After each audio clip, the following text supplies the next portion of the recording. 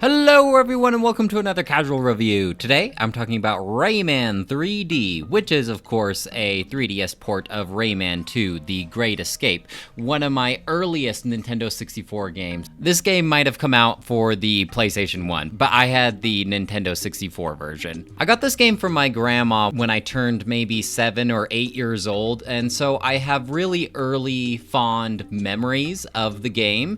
You can even see on the back of my Nintendo 64 cartridge that it clearly is a used copy from Blockbuster, but I just absolutely love this game. Or at least I thought I did. I have really fond memories of playing this game. Whenever I thought of Rayman 2 The Great Escape, I always thought of like how much I played this game and how memorable these levels were. However, I did mention that I was only 7 or 8 at the time, and apparently I really only played up to where you get the first mask, if you've ever played this game before, and that's really about a fourth of the way into the game. And after that, all of these levels seem completely foreign to me, compared to the earlier levels where I'm like, oh yeah, then this happens, and then that level, and I was so full of nostalgia. And then once I got about 30% into the game, I'm like, wait, what? What is this level? What? And I guess you know how children are. Maybe the game ended up being too difficult for me, or maybe I moved on to the next flashy game.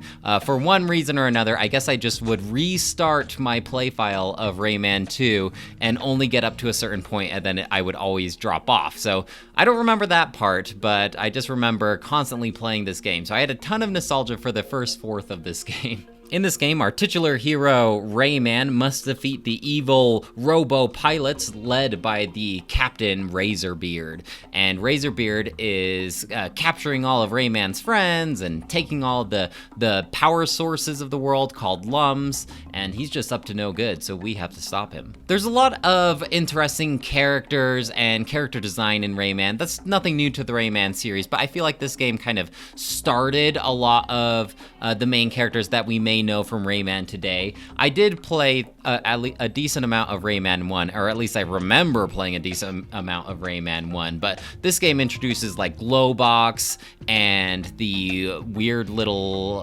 fairy who's always grinning. I can't remember his name off the top of my head. And the Teensies. This game introduces the Teensies. And so most of these characters are more known from Rayman's most recent game, Rayman Legends, which is an excellent Rayman game. But it was interesting to see them here in their polygonal glory. Rayman has all the typical Rayman moves you may associate with him. He can spin his hair like a helicopter and glide to the ground. He has no arms or legs, and so in a Rayman 1, he charged up his fist and punched, and his like fist would fly out in front of him. In this game, he throws like energy balls all over the place, and there's no limit to these, so you can just wildly chuck these however you wish. And the really cool thing about these energy balls that he throws from his fist is they like ricochet off the wall. So it's really fun to get like these ricochet hits off onto the robo pirates.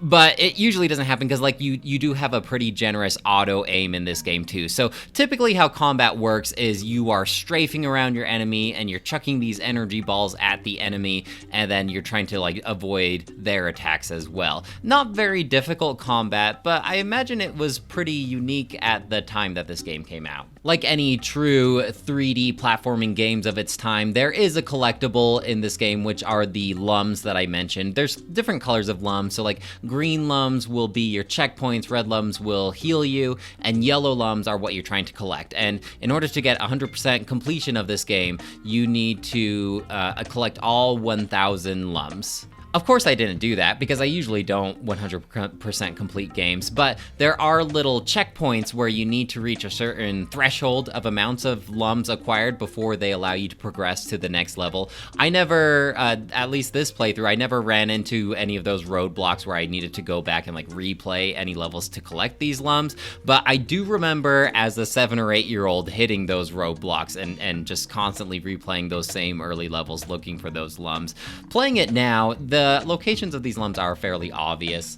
Obviously, I didn't get like all 1,000 of them, but I think if I was really looking, I wouldn't have had too much of a problem. That being said, if you do complete a level and you gather all the lums and all the cages in this level, you get to play like a little mini game afterwards where you just basically button mash the same 2 buttons, and you have to race one of the robo pirates to get up to the ferry, and then basically you have super strong energy balls and extra life for the next level. But this is a temporary upgrade. I think when you die or you take a hit, then you do lose some of these upgrades.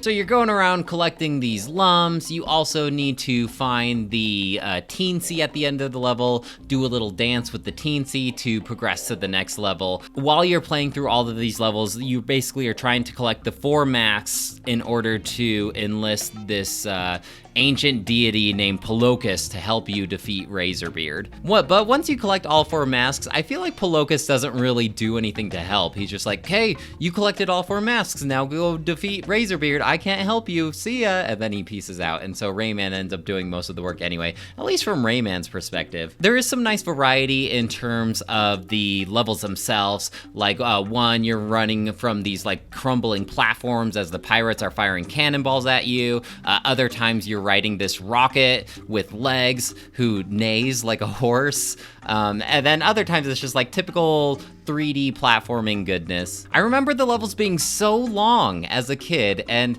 now most levels take maybe like 5 to 10 minutes depending on how well you're doing. There are checkpoints, but some levels have longer gaps between the checkpoints than others, so you may need to repeat certain sections over and over again. That's probably what happened to me as a child, and maybe I got frustrated and I quit playing or something like that. But it just seemed like this game was so much bigger back then than it is now. I also was fighting a lot with the camera while I was playing this game. Like most 3D platforming games of that time, they didn't really figure out a good camera, and so sometimes the camera would have a mind of its own where it like really wanted me to look at this focal point, and I'm trying to fight it just to see where I can jump next. And so it does have an option where you can turn the camera into a first-person view, just to look around the room, look for any hidden cages or anything like that. But after you exit that first-person view, it goes back to third person, and then the camera whips back to exactly where it wants you to look from then on. Aesthetically, I always remember Rayman being very colorful, very fairy garden aesthetic with toadstools jumping on each other and stuff. And really, I might be mostly thinking of the first Rayman and Rayman Legends nowadays when I think about that. Because Rayman 2, while the first couple levels may have that fairy garden aesthetic, most of the levels are very dark and brown, maybe swampy, that kind of aesthetic, and not very interesting. I guess that they were trying to go for like a more edgy kind of aesthetic, but I think the thing that Rayman does best is having really colorful, unique, exciting, quirky worlds. And so I think they did a good job leaning away from what Rayman 2 was trying to do aesthetically with this more gritty aesthetic, because it's just kind of boring after playing through a couple of these brown, dark levels. Musically, this game is also pretty boring. Sometimes there's sections where there's just no music at all and just sound effects, and a lot of the soundtrack in this game is just repeating certain tunes, like these 5 to 10 second tunes, and then they just go on repeat over and over again. So it's just the same little rhythm or beat, which is, it's fine. It's just a little minimalistic and not very engaging. I think I may have done myself a disservice by going back to this game, because nostalgia is a heck of a thing, especially when it comes to games, and I had thought of this game so fondly in the past because it was such at least what I thought, such an integral part of my childhood. And going back to it now, I'm like, I don't know, it's not as great of a game as I remember. Overall, I would probably give this game a 2 out of 5. Turns out nostalgia can only really take you so far when revisiting these things. I also wanted to apologize for the video footage that you're seeing on the screen. If you've made it this far, you have my admiration, because I don't really have a good way of recording DS and 3DS footage at the moment. So if you do have a better suggestion for ways that I can record that footage outside of emulation on computer or something like that, because the whole point of me playing these games on the DS and 3DS is I do like to play these games on the go. Well guys, that's it for me. Let me know if you have any questions or comments about Rayman 3D, or really Rayman 2 The Great Escape. I'd love to hear what you have to say. Otherwise, I'll talk to you later.